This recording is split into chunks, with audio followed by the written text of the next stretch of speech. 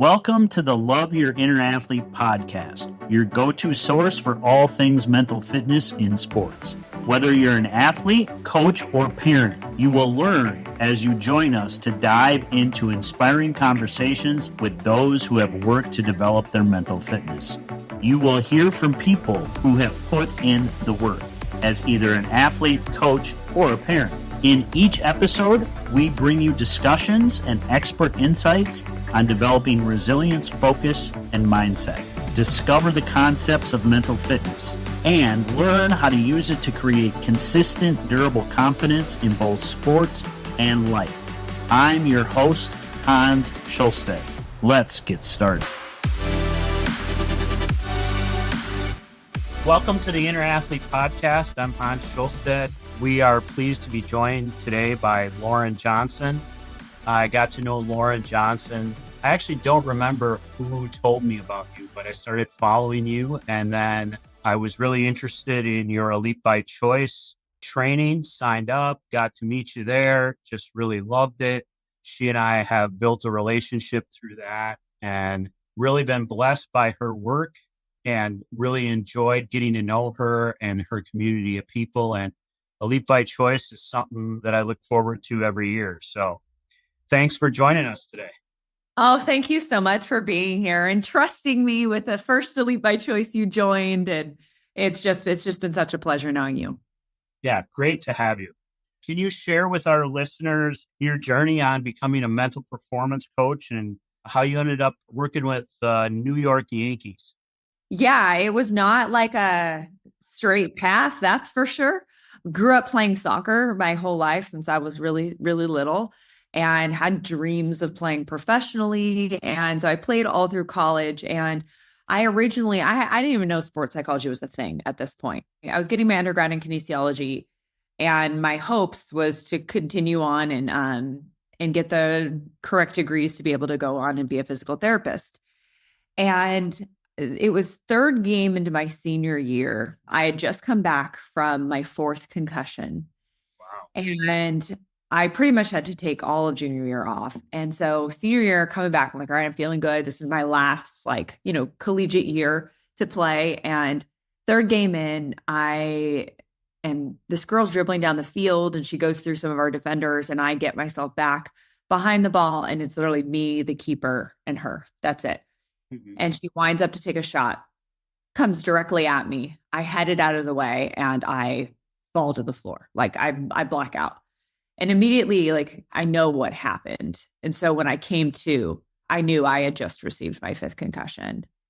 And if you know anything about concussions, when you get one, it's easier. You become more susceptible to them. So a normal header for somebody else wouldn't even faze them. But for me, having had four, it really knocked me out. And so I knew what had happened. They took me off the field. They sent me to get a brain scan, and the neurologist walks in and he says, Lauren, we're sorry, but it's no longer safe for you to play. He's like, if you're getting head injuries from a normal part of the game, like heading a ball, it's certainly not safe for you to continue.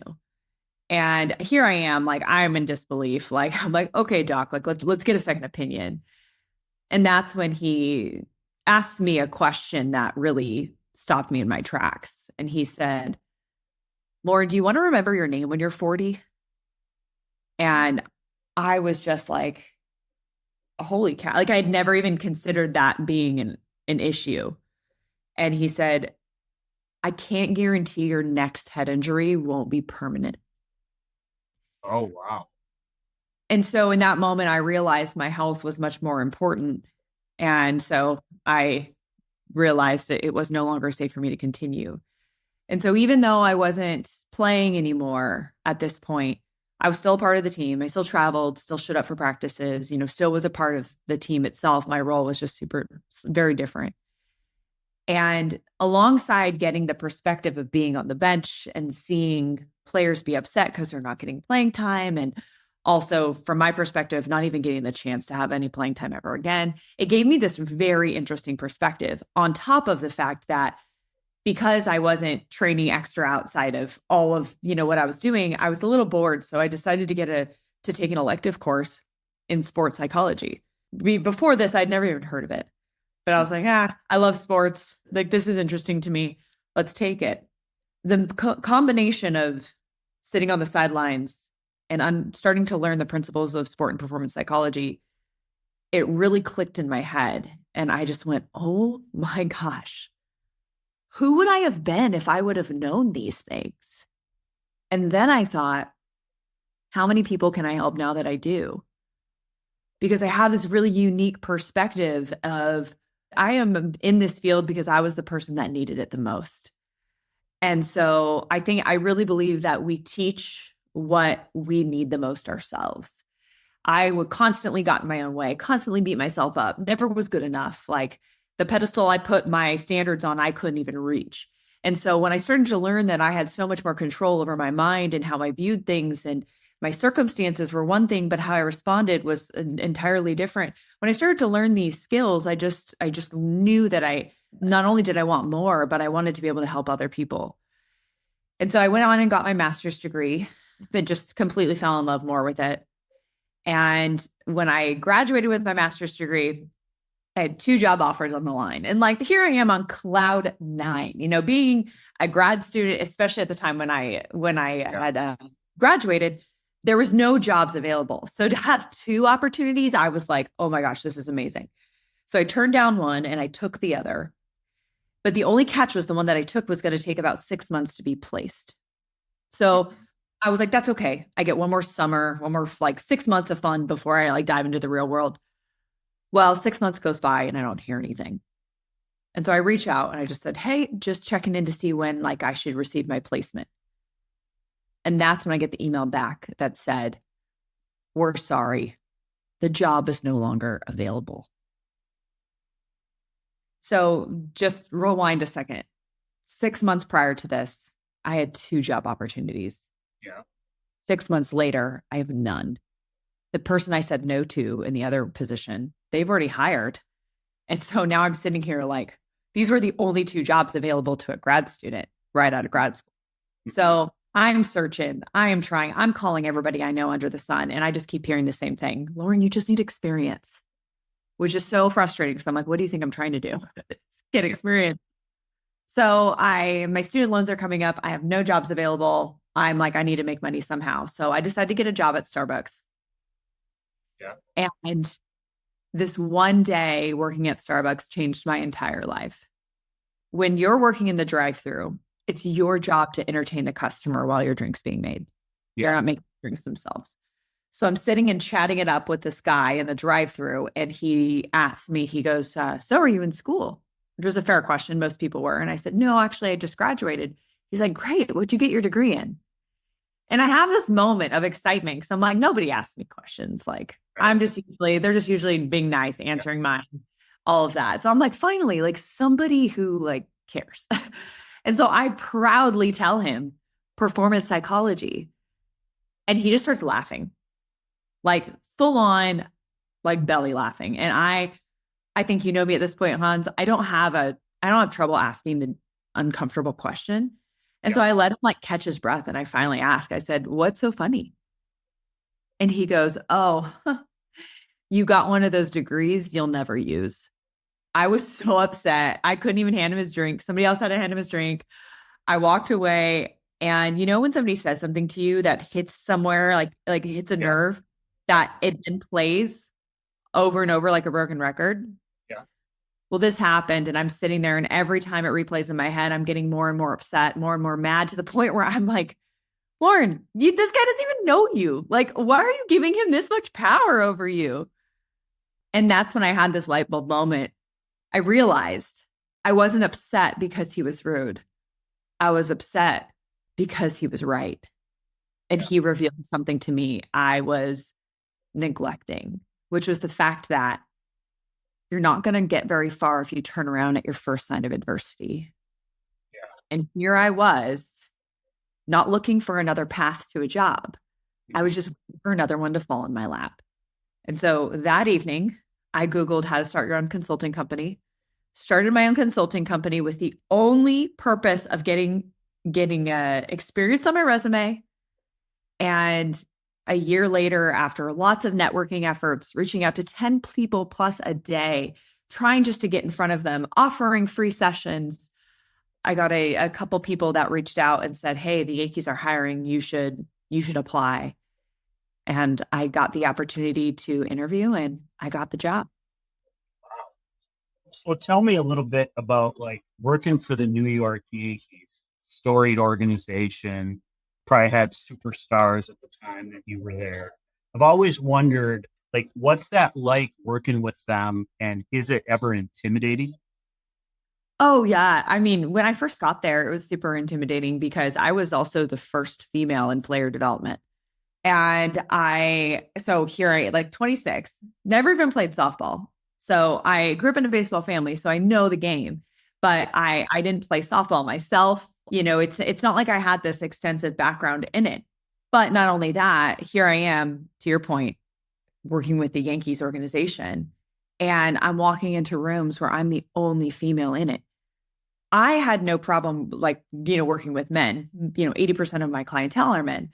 However, they didn't quite know how to handle working with me because now they have to think through, what can I say? What can't I say? Like, do I pull this punch? Can she handle this? Like, I don't want to offend her. So it was an adjustment on both ends, mostly for them. But as they got to know me and we developed these relationships, it really became such a match made in heaven. And I have to say, I got to work with some of the greatest coaches and trainers and medical professionals that I've ever worked with in my life were at the Yankees. And my director, my associate director, my coworkers were just absolutely incredible at what they did. And so while it was very intimidating, I was up for the challenge. Well, that leads to a follow-up question. Since I've known you, I've always experienced you as authentic, down to earth, really actually super chill. So where do you get the confidence to do that and do that in all those environments? People have asked me this before. They're like, where does this come from? I've always had this belief in myself. Like, I believe in my ability to figure it out.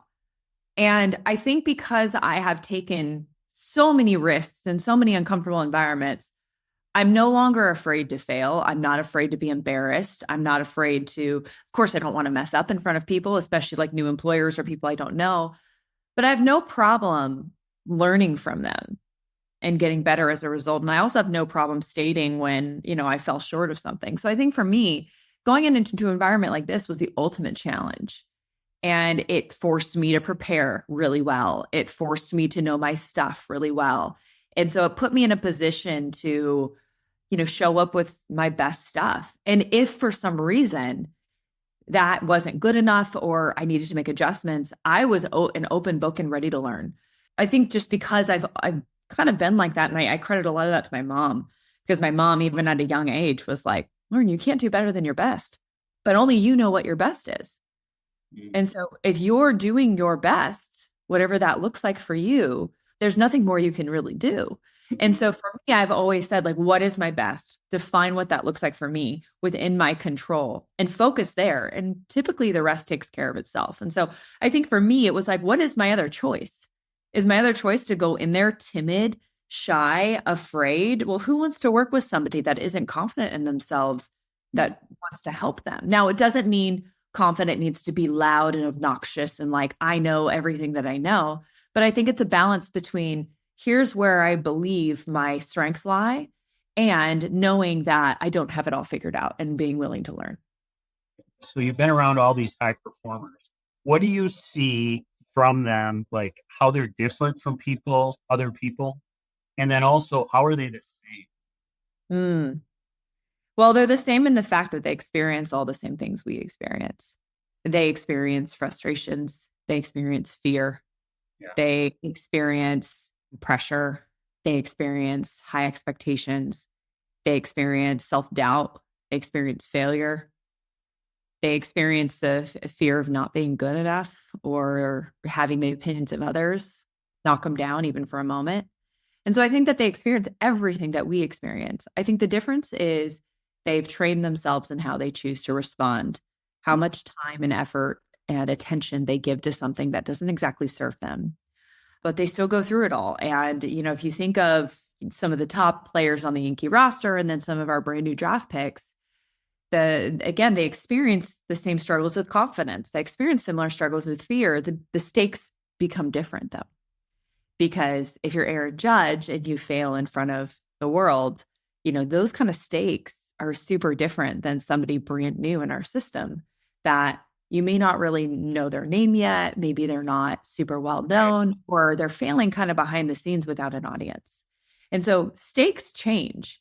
And so it doesn't get easier as you get higher up, but your capacity to handle difficult improves. And so that's the goal, especially, when I was working at the Yankees, and I believe is still their goal to this day, is not to remove struggle. It's not to remove difficulty, because we know that's a natural part of life. And honestly, it's the part of life that makes us feel most alive. However, our ability to manage it at a high level, our hope is that your capacity to handle more difficult things as you go up within our system is achieved, especially as you get to the top.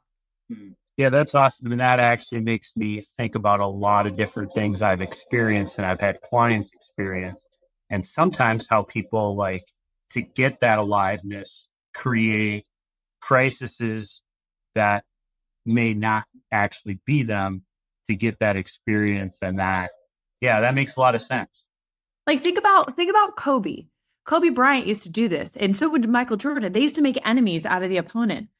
Yeah. They would find stuff that fueled them. Now, that doesn't work for everybody. So I'm not saying everybody go out and find a common enemy and but for some, going into a game or going into a moment with that kind of feeling alive, like we're talking about, that kind of difficulty actually can bring out the best in some players. And so I do think that some can even use that knowledge as a tactic to show up as the best version of them.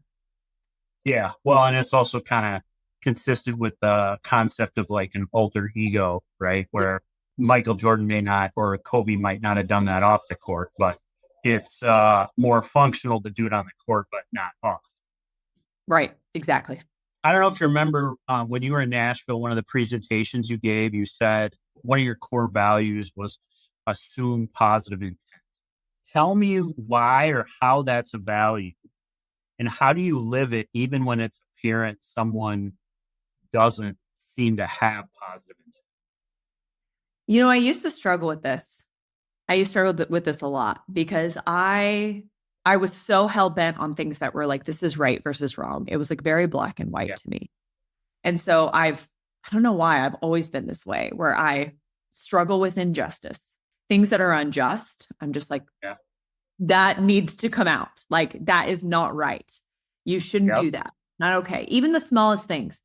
However, I remember I was in therapy once, and my therapist asked me the benefit of right versus wrong. And, immediately my brain went to like morality and like values and all of this. And she said, okay, but outside of that, what other benefits are there? And I was like really struggling, like, man, I guess I don't really know. Like, and she goes, okay, if you know it's right or wrong, and the benefit is morality for yourself and being able to recognize it, what's the benefit of calling somebody else out if they don't see the morality principle? And I'm like, there isn't. She said, have you ever been able to change anyone's mind? No. And she's like, really, it's more harmful to you than it is a benefit to constantly feel like you have to prove morality to someone else. And I realized that the burden of constantly having to be right or wrong, or they need to take a responsibility for this or whatever it is, like, I just realized it was actually more harmful for me. And I carried it much longer. And so when I realized that I can actually reframe something and consider that the intent was positive, that actually the need to establish right versus wrong began to vanish. And a couple of things happened. Number one, I showed up differently in conversations because I had more empathy. I was able to ask questions versus make assumptions. I improved my ability to show up curious. Yeah. And when you show up curious to a conversation that you think could potentially be what you think it is, which is just like, this person did this wrong or whatever it is, or they attempted to like hurt me, that actually the other side becomes more open to a conversation around it. One of two things happen. Either they they don't admit to it and they say this is actually why it was and there was a good reason behind it, even though it wasn't. Or it opens up the conversation to, you know what, I made a mistake. I'm really sorry. Or if you have no conversation at all, you're able to sit well because you're not holding those harmful feelings anymore. And so, for instance, I grew up in Southern California. Southern Californians, they drive. There's like some like unwritten rules for driving in Southern California. If you're going under 80 miles per hour, get out of the fast lane. Like, get out. That is so opposite of the Midwest. Oh, trust me, I've learned. My husband's like, Lauren, you don't need to, you can chill. Even Northern California is different. And so it's just like, it's so different down there. So for instance, this is a very low hanging fruit one. If somebody's driving and they're not driving like with the unwritten rules or whatever, I would get frustrated quickly.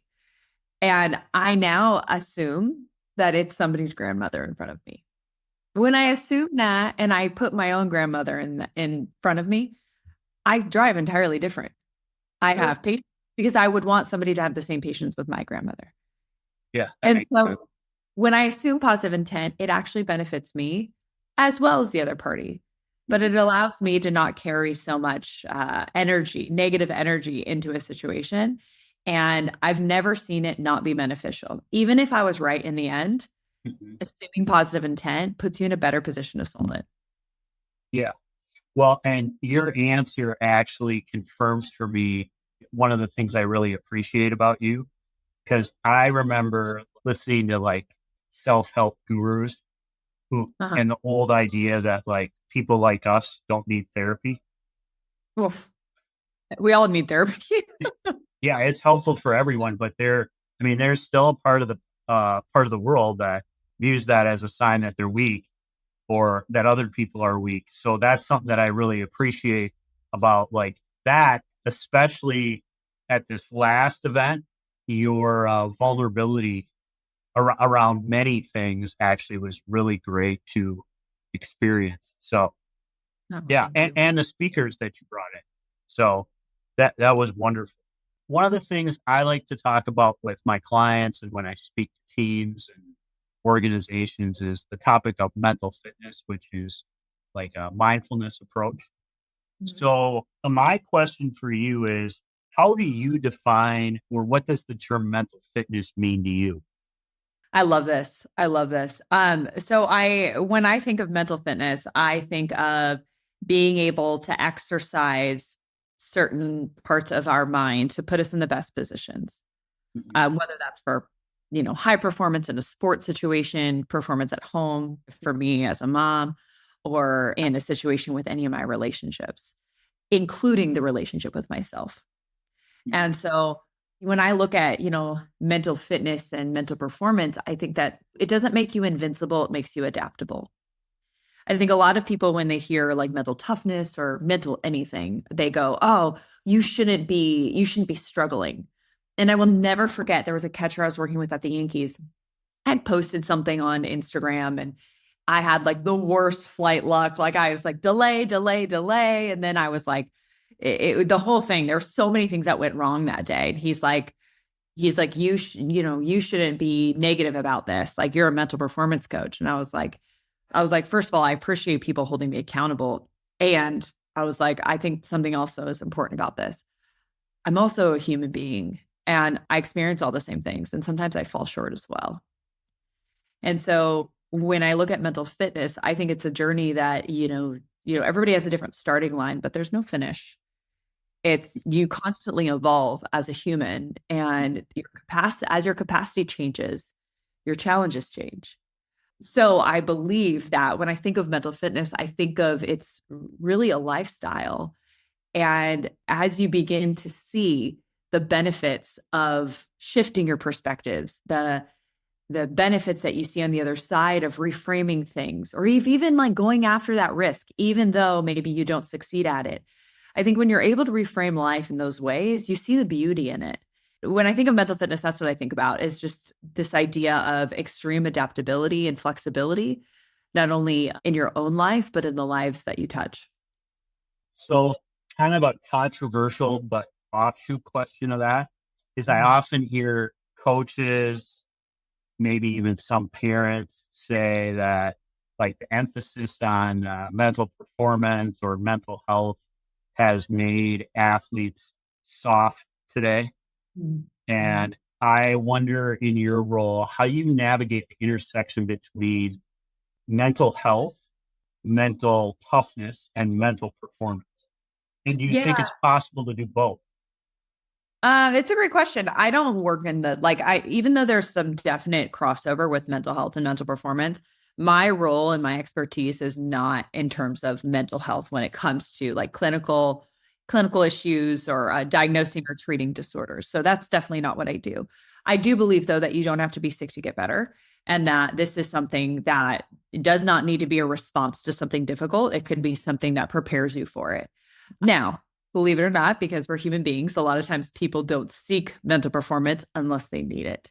And so typically that does happen, especially in programs where there's not something in place for like a proactive approach, for instance.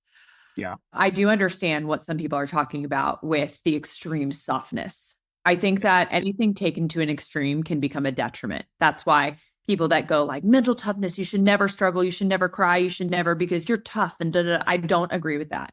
I think that that is a harmful way to look at mental toughness because it creates this expectation that you can't feel, that you can't be human, that you can't make mistakes. And that kind of expectation on anyone is not only a very unrealistic one, but it's also not a sustainable one. And I think that then we have a really tough relationship with difficulty because a lot of times we then run into avoidance. We run into strategies that become really unhealthy. I think same on the other side. I think that telling somebody when they're falling short is actually a sign of love if given in the right way. Yeah. Because I'm not going to sit and have a difficult conversation with somebody if I'm not invested in them and I don't love them. Because that is like a very vulnerable conversation for both people. One, the person giving it and the person receiving it. And so I think that what I've seen on the soft side is we're giving excuses for everything. Yeah. When sometimes people need to hear the hard truth. And there's a difference between being empathetic and then enabling behaviors. And so I think that's a fine line that we have to walk. And I do think that when I hear that, that's where my mind goes to from my own experience, is where that softness can come from, is when we're being too understanding, too empathetic. Everybody's getting a pass for everything. When I also think part of our job is to be able to shine a light and a mirror to our clients to go, you can do this. Like, you are capable of this. Like, I believe in your ability to sit through the discomfort and get on the other side. And so I think when sometimes we don't give that kind of hard truth and that from a loving place, that sometimes people fall into the trap of feeling incapable. So next question, how have you seen like the perception of mental performance or change over the course of your career? Yeah. Oh, great question. Well, I have to say that when I went to the Yankees organization, they have had a mental performance program there for quite some time. Chad Bowling was one of, the first in the MLB to establish this within a pro sports organization. So I was pretty lucky to walk into a well-oiled machine, and they have created that type of culture where you don't have to be sick to get better. If you're talking to Lauren, if you're talking to Hector, if you're talking to Chris or Chad, that it doesn't mean you have a problem. Sometimes we're just talking about like, hey, how's your mom's surgery? Or, hey, I'm thinking about proposing to my girlfriend. Like, you want to see the rings I'm picked out? Like, those are some of the conversations we're having. Like, we're not just talking about mental performance. And so I think, if I'm talking to that person, the perception is I have an issue. But it has began to evolve into, no, actually, if I'm talking to that person, I'm taking my performance seriously. And I want to improve myself. Now, the one thing we have to consider is different cultures as well. Right. Not all cultures view it that way. And so with certain cultures, you might consider, shifting how you actually describe what we do. Sometimes the word mental itself, if you just take it out, people don't have the exact same feelings towards it. So I know some people have changed their title to like a process coach or, strategies coach, where it's like, it's not exactly mental performance. I mean, it's mental performance, but they're changing the name so that we can enter in the conversation without that previous bias. So yeah, I think that it is definitely evolved and in a really positive direction. But I think that there will always be people that still struggle with it. So kind of shifting gears, I assume that you have worked across all kinds of levels of sports.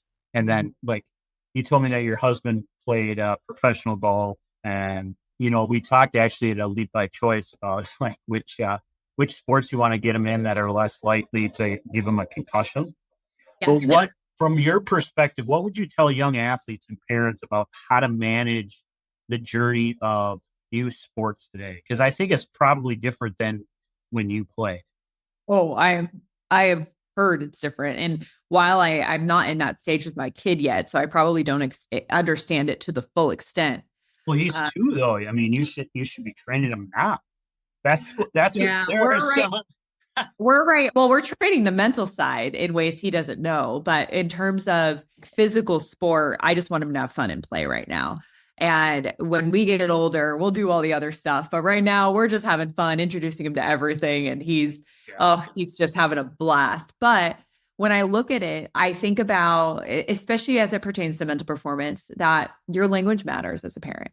How you speak about adversity, how you speak about difficulty, how you speak about failure, how you speak about failures and success, how you speak about effort, how you speak about these things matters, because your self-talk and your dialogue becomes your child's inner dialogue. And so I think that really matters. Now, if you have a little bit older child and you're like, man, I really want to start getting them training, like especially mental training, what I would say there is, I always say that if it's our job to plant a seed, we don't always know when it's going to bloom and when it's going to grow. And so if we start planting the seeds of the importance of our mental performance, our mindset, and the way that we look at things and the way that we frame things, and you begin to water it with your language as a parent and supporting that, you have no idea when that's going to bloom, but trust me, it is worth watering, even if you don't see it right away.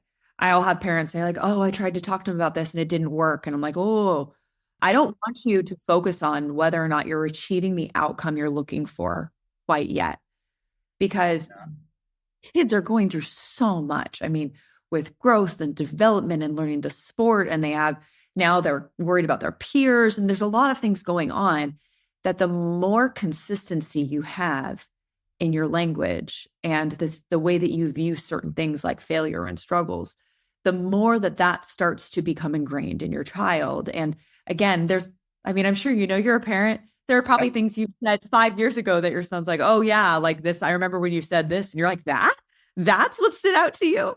And so you just never know what is being taken in, because, sometimes they don't communicate it, and that's okay. But I would say that language matters so much. The way you describe these things, not only to yourself and in front of your children, but then to them as well.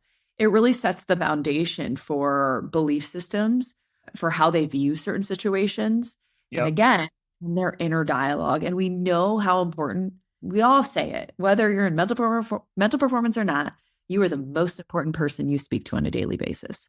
And so when you shift your language as a parent, I think that's the quickest way to shift your child's mind. In that same vein, what are some of your go-to tools for either making your own mindset shifts or helping other people to do that? There are two things that I love to do that are the simplest strategies that anybody can implement today. And they're, number one, it's establishing the things that are within your control and outside of it. I think that in any given situation, when we start to feel overwhelmed by it or frustrated or, name the emotion, when you can ground your situation within defining the things, these are within my control, these are outside of it, that is the first step to making an elite decision. Mm-hmm. Because you can make a decision based on, if I give effort to these things within my control, my effort's going to be effective. If I give effort to these things outside of it, it's going to be wasted.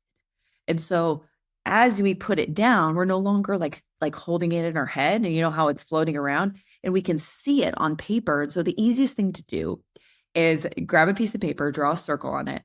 And no matter what your situation, if you're worrying about something specific, if you're walking into the day just having a bad day, if you just failed, or even if you just succeeded, whichever it is in the center of the circle, write all the things within your control. And then outside of it, right, all the things outside of your control. And it just becomes a visual representation. And it may become a reminder of where your attention currently is. And you go, oh, well, no wonder I'm feeling so overwhelmed. Everything I'm focused on, I have no power to change. So Sure, that makes sense. how can I shift my attention back within this circle? So that is one way. And for kids, this is a concept that can be difficult at the beginning. But again, that's something that I really encourage kids to work through and to learn because that's such a powerful grounding tool. Number 2 is to ask questions that challenge our immediate assumptions. Again, we're emotional beings. And so sometimes our first reaction to a situation is not super accurate and or helpful. Even if it is accurate, is it helpful?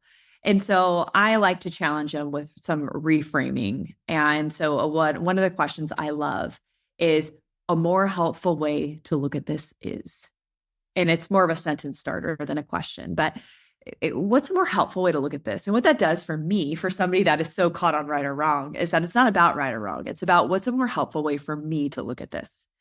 Because the way I look at it determines how it impacts me. And so saying, well, this person just doesn't like me, well, that's not very helpful. A more helpful way to look at this is maybe this person just had a really tough day. And unfortunately, it's being taken out on me. But have I ever done that before? Yeah, I have. And do I wish somebody would have given me grace in that moment? Sure.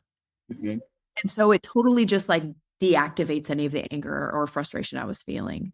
So those are 2 things that you can do that become really, really helpful, especially in a high emotional state.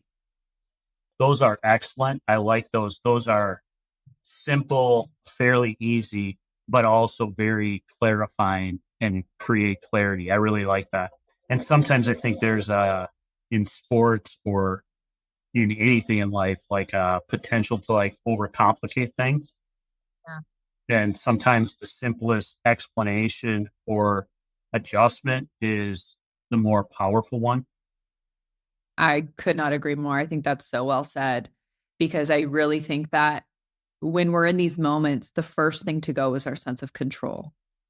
Yeah. And one way to establish it is by answering either of these, like answering the sentence starter or, creating that circle of control, and then really asking yourself, like, where is my attention currently being placed? Like, where am I spending my mental currency? And how can I shift that to be more within my control? And I think you'd be not you, you're in this, so you know it, but I think most people would be surprised what a positive impact it can make on your mind and how you show up in situations when you're able to look at things from that perspective. What's like one thing now that you wish you knew when you first started? Oh man, so much of your success in anything comes down to your ability to tolerate uncertainty. And I say that because I was so afraid to take the wrong step in business. I was so afraid to take the wrong step, in so many areas, honestly. And what I learned is that as I did, as long as I had the perspective of, hey, I can improve from this, I can learn from this. When I had that like student mentality, like I'm always a student. Every time I've gone out on a limb and taken a risk or struggled or felt that like pushback or that adversity, on the other side of it is the really good stuff. And so I no longer like push it away, even though sometimes I may not, it's not like I'm going towards it going like, yes, I love that I'm struggling right now. Or yes, I love that. Like I have this like, difficulty in front of me. However, I have now reframed that as the growth zone. So I just tell myself, like I've defined for myself, and anybody listening to this, I encourage you to do the same, is what does it feel like when you're in the growth zone? And the growth zone, it often feels very uncertain. Yeah. It's when you're being stretched. For me, like I feel my reaction is I want to solve it when really most of the time there's nothing to be solved. Or a lot of times my brain will be like, oh, we just don't need to do that. When really it's like, that's the exact thing I need to be doing. And so it tries to fuck me out of it. I have a lot of self-doubt that surrounds my thoughts. And so I know what my growth zone is like. So when I start to feel all those things, I go, Lauren, you're just in the growth zone. You're just in the growth zone right now. And guess what? You asked for it. I'm never like, I don't want to grow. I don't want to get better. I'm always like, yes, I want to grow. I want to improve. I want to develop. I want to challenge myself. And so when I hit these things, I remind myself, number one, you asked for this and you don't get to choose your struggle. Like maybe in some ways you can, but with some of the goals I have, there are things that I could have never predicted. Number one. And number two, you can't be comfortable and grow at the same time. And so, when you sign up for anything difficult, you sign up for all that comes with it. So for me, when I reframe it in that way, my brain shifts it from like a threat to a challenge. And when I view something as a challenge, like I just show up entirely different. Well, okay. So tell me about your process for self-forgiveness. Ooh, that's a good question. I don't know if I have like a distinct process. I'm sure every single one is different. But there's a couple of questions I asked myself was, knowing what I knew at the time when I made the decision I did, would I have made a different decision? I think sometimes we beat ourselves up based on what we know versus what we knew. It's like hindsight is always 20/20, right? And so I think for myself is I have to go back and go like, did I have all the information to make a different decision? And what was my decision based off of? Was it based off of ego? Was it based off of myself and my own selfish desires? Was it based off of fill in the blank? And so for me, I like to go back to that. But I guess like I really believe in the idea that there's no benefit to sitting and beating yourself up. Like it doesn't move you forward. It's not like I never beat myself up. It's not like I never have those moments. But I do think that my ability to bounce back quickly and like, okay, like what am I going to do about it now? Because I think a lot of time we get stuck with forgiveness when we ask ourselves why. Like, why did this happen? Why me? Why did I say that? Why did I? And I think if we stay in why question, we get stuck. But when we shift to what, that creates forward momentum. And so when I'm like, okay, why did I do that? Okay, I can understand why I might have done that. Was it now knowing what I know now, would I have done that? Or, should I have done that? Maybe not. Okay, so what am I going to do about it? When you shift to what, it gets you out of like that rumination. And so for me, like the process is probably slightly different, but as I'm kind of thinking it out loud, I think that might be the process. It's like, I kind of go inward and go like in self-reflect. And then at some point you have to ask yourself, okay, well, what now? What are you going to do about it now? Because you can't change that. The only power you have is in the current moment that you're in. So what now? Yeah. Well, and I think that also goes back to what you said about positive intent. And I think assuming positive intent, part of what you're talking about is assuming positive intent about yourself. So can you tell the listeners more about Lauren Johnson and company and like what your future plans are, how you plan to impact the world? Oh my gosh, I love this question. So right, this year is already crazy. I have a handful of services that I do. And so I have one-on-one coaching, which I'm already almost full for this year, but I absolutely love it. I also do keynote speaking and workshops.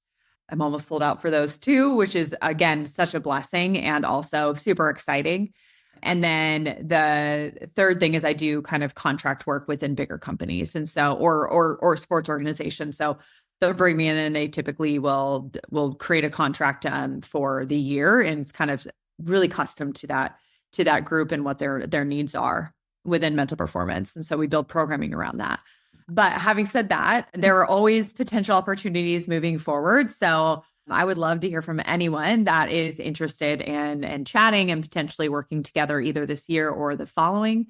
But yeah, we're excited. My goal is always to improve the lives of the people I work with by really reflecting back to them the power of themselves. I think that the power of what we do does not lie in the information we provide, but it lies in the people we work with. And so being able to shine a light on that for people to really recognize their true power, I think is really the best part of what we do. Well, and where, like, I remember you talking in San Diego about you're also launching another business for children, right? Yeah. So definitely everybody go to mentalrepsco.com and you can subscribe to our newsletters to be the first to know when everything is happening. But we are creating the first ever toy line that teaches mental principles to children.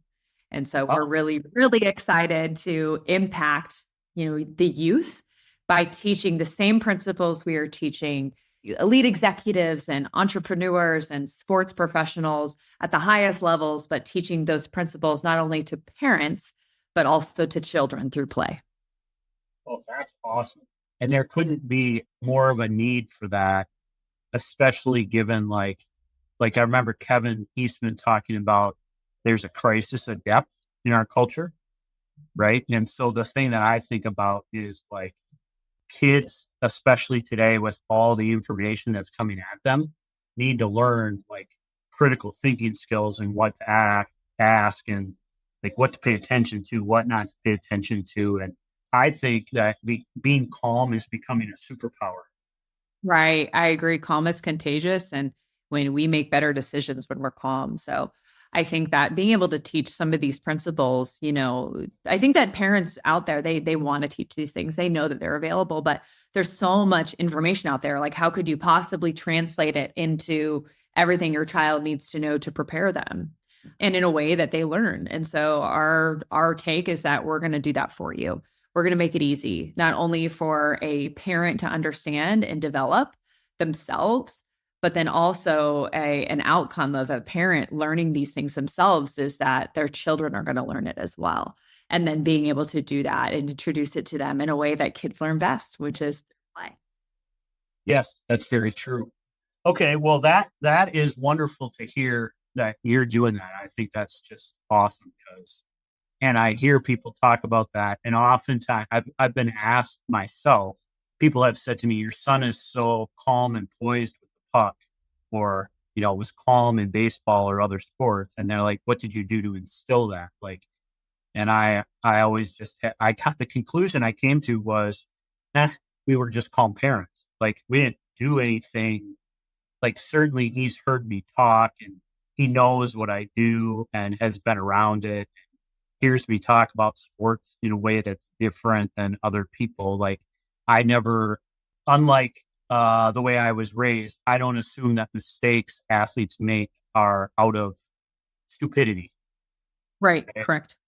And so, like, just even talking about it that way or not talking about it that way, I feel like is helpful. And then exposing them to those things is great. So, is there anything else like you want to share with our listeners before we bring this to an end? I just would say that I would love to connect with anyone that's interested in this work and in the field, and that a great way to connect with me is to go to my website, which is laurenjohnsonandco.com, all spelled out, ANDCO.com. And there's all of my social handles, my LinkedIn and Instagram, and all of those things where you can follow me. And I would love to hear from and stay in touch and continue on just this like mental performance journey with all of you. Are you still doing the midweek mindset? Every Wednesday. Yeah, that stuff is awesome. I learned from those as well. It helps me to think about things in a different way and really appreciate watching those.